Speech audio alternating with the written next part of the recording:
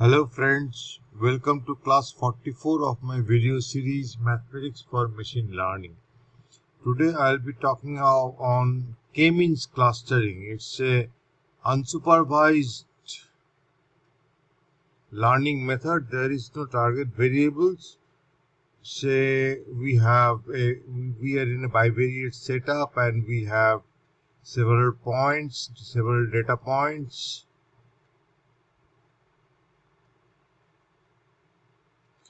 And we want to cluster the population. We want to make the clusters so that the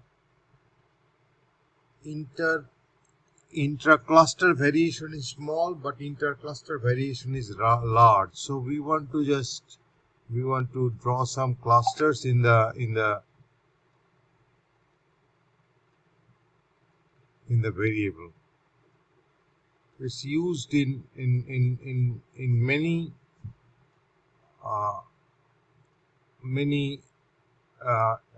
cases.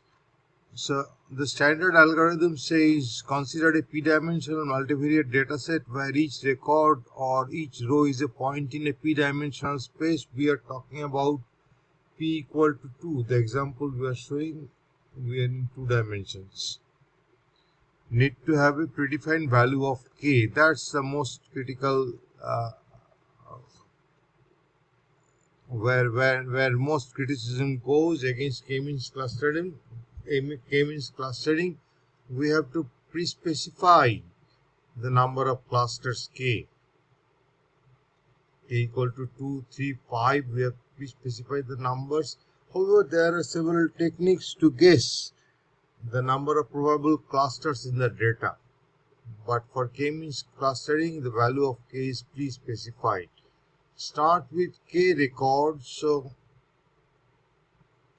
we start with k records. Say this record for k, we take k equal to 2. We start with k records, k equal to 2 records. Classify the k plus 1th record to the cluster with minimum distance to one of the initial k records. So we calculate the distance. For this data point, we calculate the distance from the clusters and put it in the same cluster that has the minimum distance from the given record. So this is given the same cluster as the starting point here. Then the next cluster is given, the next data point is given the cluster close to another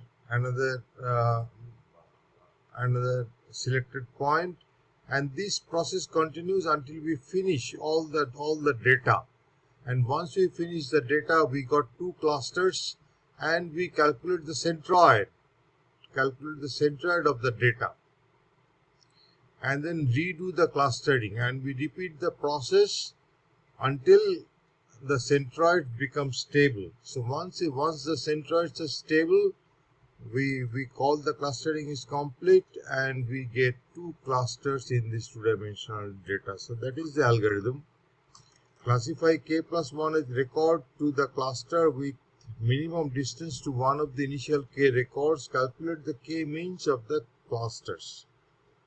Go on classifying the records sequentially to one of the k clusters and go on updating the mean of the k clusters. When done, keep the k means and repeat the clustering till the means stabilize. Till the centroid values or the means stabilize, we repeat the algorithm, and once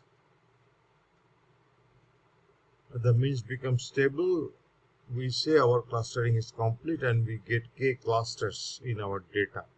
So that's the clustering. That's the basic concept of k-means clustering, and there are literature available how to select the value of k.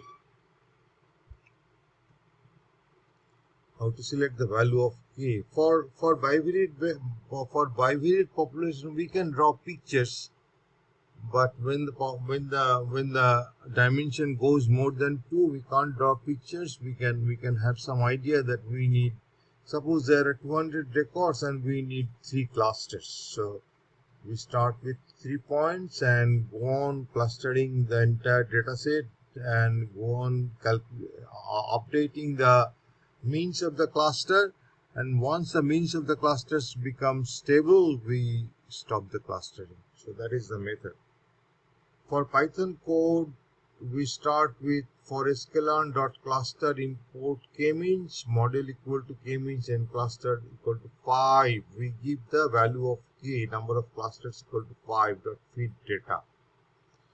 Since this is an unsupervised clustering, we don't have any prediction, we don't have any performance matrix.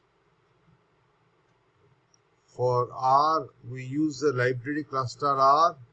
Model k-means data centers equal to 3, the value of k, and start equal to 20. Summary model. Summary model will tell us about the performance of our k-means clustering. So in a nutshell, that is our k-means clustering, and I'll stop here. Thank you.